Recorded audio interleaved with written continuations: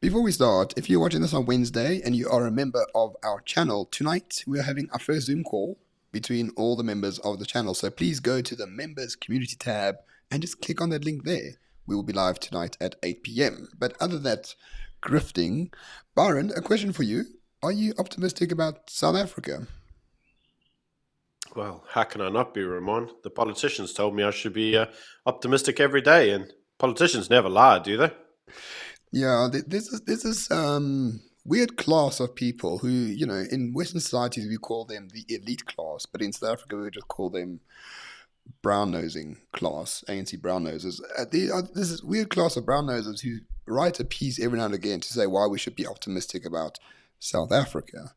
Adrian Basson from News 24 wrote one over the weekend, and today the head of Business Leadership South Africa wrote one as well. Business Leadership South Africa that said we should open up the economy with a vaccine mandate. That one. And I do want to go through her reasons quickly about why she's optimistic about South Africa, because she says we have, pockets of excellence in the private sector, a fiercely independent judiciary, yeah, right, and freedom of speech, yeah, sure, spearheaded by a robust media, bloody hell, that regularly exposes government malfeasance, which would remain hidden in so many other countries. Let's break those down, Byron. Let's break those down. We have pockets of excellence in the private sector and civil society. Private sector, no. Civil society, yes. AfriForum, Solidarity, phenomenal civic institutions, but not, there we go. But not much else, let's be honest. A fiercely independent judiciary. That's suspicious. Well, I don't know, mate, because I heard that the old apartheid flag is like hate speech, but calling for the mass slaughter of a certain race of people isn't. It's just, historical. So, and that was told to me by a judge. So, this seems pretty independent to me. Yeah, I mean, despite the minutes of the meeting of cater deployment, committee where they said they will deploy judges all over the place. I mean, the judiciary is very fiercely independent. I love it when they use that term, fiercely independent. Why can't you just say independent, man? Like, no one's fiercely independent. Unless Pretty sure there's a judge in Cape Town. Somebody, I can't think of the name, but I'm pretty sure he's a member of the EFF. He is super for pretty much all EFF policies. He should be suspended or expelled from the Judicial Council like 5 times over. I remember he was a part of the judicial interviewing panels, whereby every single person that saw him questioning anybody was like, "This guy's a clown."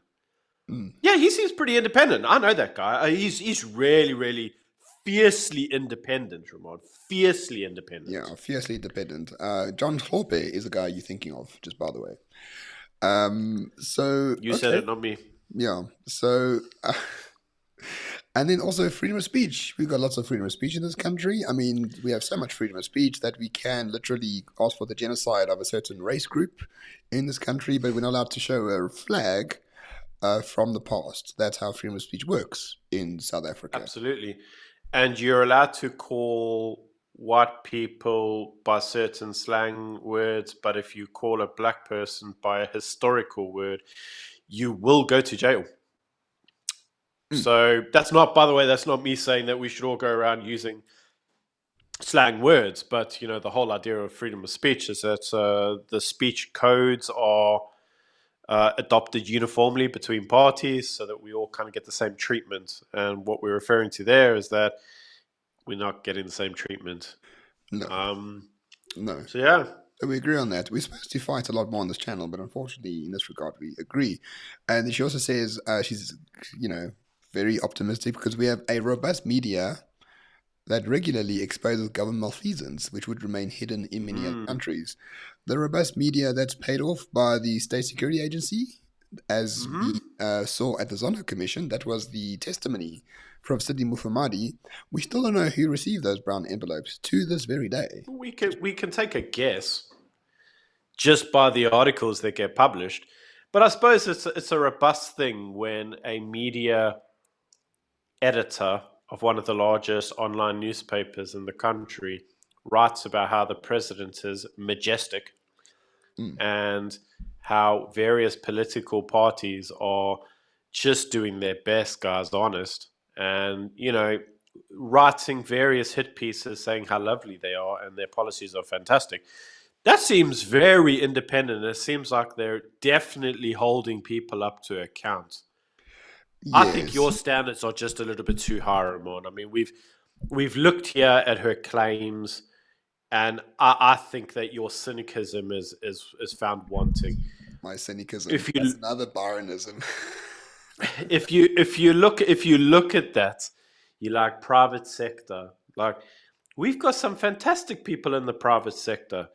I mean, Aspen, they created a whole medical plant in Kibiki that never produced one vaccine because nobody ordered any.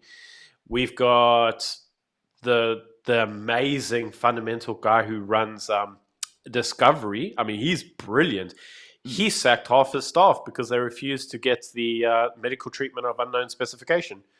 And we've got other people in the country that are just phenomenal.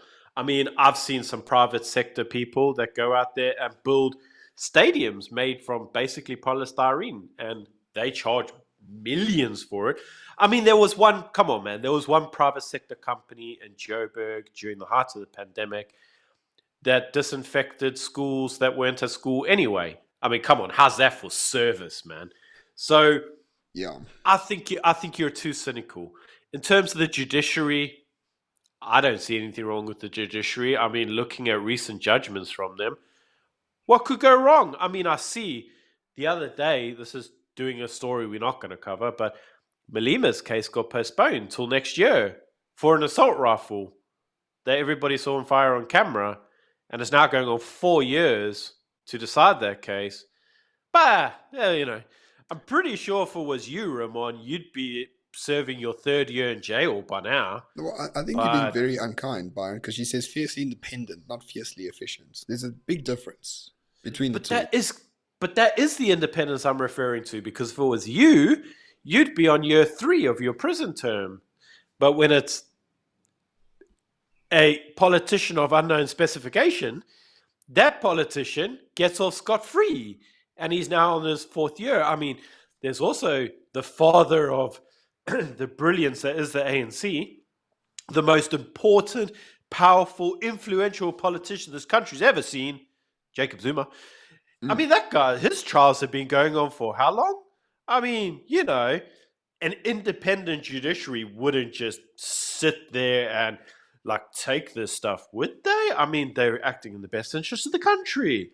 And in terms of the political class, mate, I think you're far too cynical. I mean, look at Propaganda 24, mate. Like, there is not one hit piece that comes out there praising the virtues of the ANC that I don't read and go, of course, exactly. How could I think differently? You're right. They're majestic. We should just fall in line and trust them. Trust me, guy. It'll be fine. yeah.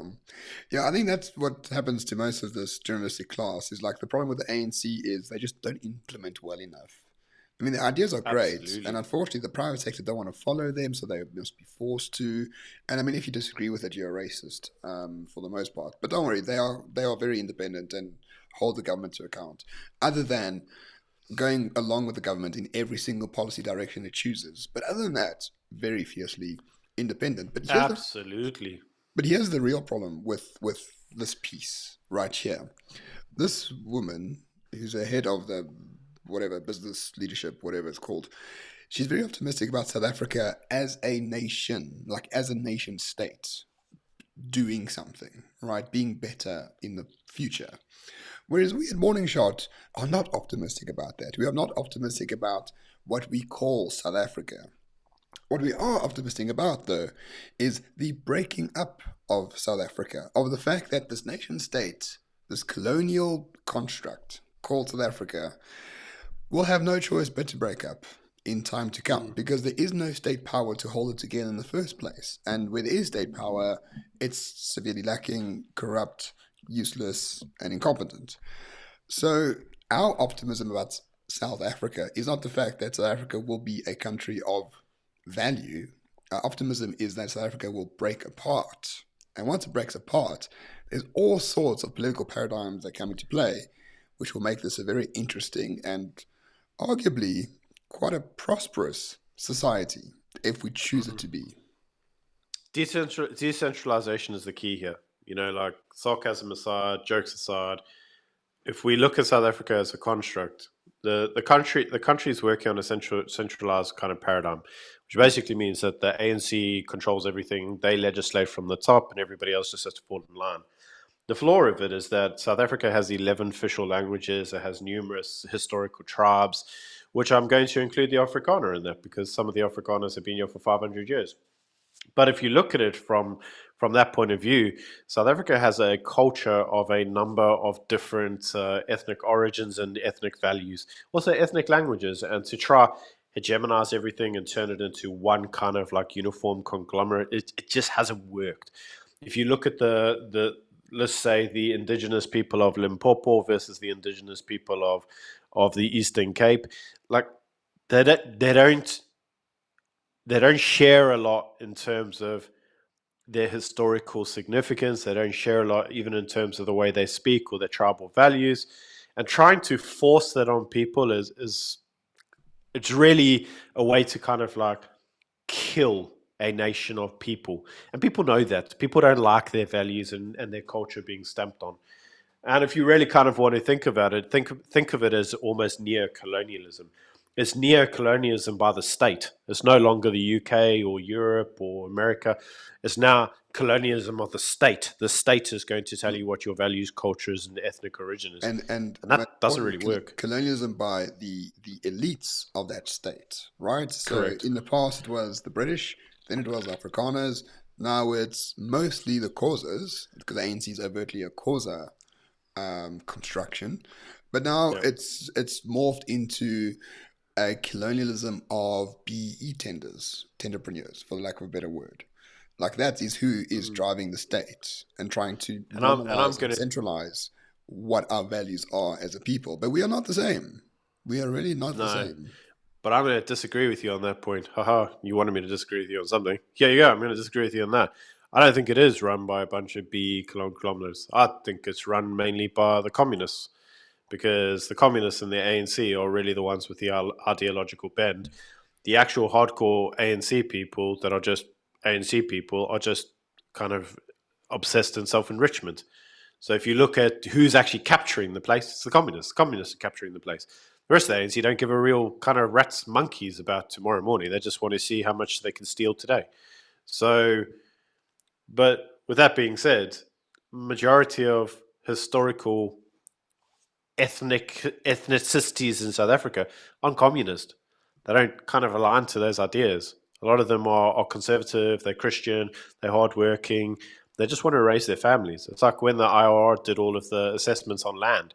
What they found is that the majority of people weren't interested in land. They were only interested in getting a job, raising a family, and having a meal on the table. And I sympathize with that. I think you and I are the same. We just want a job, we want food on our table, and we just want to raise our family and be left alone. That's the vast Yeah. majority of people. Most people aren't ideologically bent. So if you look at it from a neo-colonialism, we are now captured by, as Ramon rightly says, the elites. So breaking up South Africa into a federalized state and decentralizing, almost turning it into, let's call it the American structure, where you have governors of your state runs independently, but even maybe they refer to a federal government, which may be the national government. I think that's probably more likely to be the future than independent countries known as the Western Cape or KZN. I think that the states, the provinces will probably retain more control and take more control away from central government. And you can see people like in KZN, the Zulus wanting to have more independence. There is a growing movement even for the Zulus to have more, let's call it nationalism. They want to be more nationalistic to their nation, not to the nation of South Africa, but to the Zulu nation. And I don't see anything wrong with that, mate. Like I don't No, know me what you think. neither. But you're wrong. We're not going to have a federalized state. That's like complete hogwash. That's, I mean, if we were like European, yes, maybe, right? But no, this is Africa. But power, influence is all that counts. So what's going to happen is the attempts to centralize will increase, the attempts to control will increase, but the competence for centralization and control will decrease at the same time. So what you're going to have is people actually breaking away from the system as a means of survival, not through laws, not through like a federalized thing, not through like parliament. They're not going to give a rat's ass who's in parliament or who the president is or who's in the union buildings. Like, no one will care. All people Not are sure going to they do do, now. or, yeah, exactly. All they're going to do is like the Cape Flats is going to become its own society, right? Its own thing Mm. with its own borders, its own gangs, its own tax extraction system. Same will happen to, parts of the Free State. Same will happen to cities like Joburg or Durban, but not in line or in accordance with anyone else, only with what is available to them at the time. So it's going to be really a de facto secession for everyone rather than a strict federalized policy, so to speak. So I'm very optimistic about that. I would gladly have both, though. Yeah, so would I. So would I. Let us know what you think in the comments below. Let us know what you think you should be optimistic in South Africa for. We've already laid our case. We think that you should be optimistic in a decentralized society. And, Ramon always says South Africa is 10 years behind the rest of the world, but also 10 years in front of it. And where we're going right now, the rest of the world's going to follow. Decentralization, the breakup of nation states, it's going to happen. Has Indeed. been happening since the 1990s. And there's another book that Ramon always references called The Sovereign Individual, which predicted that this would occur. So this is kind of in line with what we're expecting to see going forward. But let us know your thoughts in the comments below, and that's all I got to say, mate. Yeah, let us hear your thoughts. It'd be interesting to see. But of course, if you remember, join us tonight on the Zoom call. Please go to the members community tab, click the top link. The link for the Zoom call is right there. I can't link it in comments because it's for members only. We don't want just any randoms arriving. I hope to see you there as well. Have a good one, everyone. Yeah, Cheers, cheers. take it easy.